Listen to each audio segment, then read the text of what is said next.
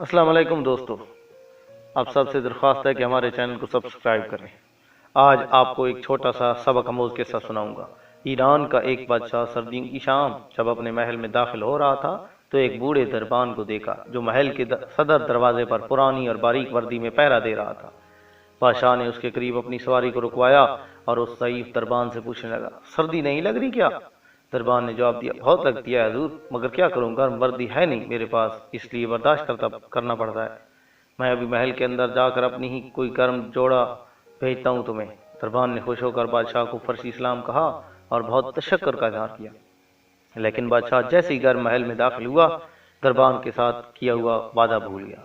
सुबह दरवाजे पर उस बूढ़े दरबान की अकड़ी हुई लाश मिली और करीब ही मिट्टी पर उसकी यख बस्ता अंगुलियों से लिखी हुई ये तहरीर भी मिली, बादशाह सलामत, मैं कई सालों से सर्दियों में इसी नाजुक वर्दी में दरबानी कर रहा था, मगर कल रात आपके गर्म लिबास के वादे ने मेरी जान निकाल दी। तो दोस्तों, सहारे इंसान को खोखला कर देते हैं, इसी तरह उम्मीदें कमज़ोर कर देती हैं। अपनी ताकत के बलबूते पर जीना शुरू कीजिए। खुदारा सहारों की बैसाखियाँ फेंक कर अपनी ताकत आजमाएं।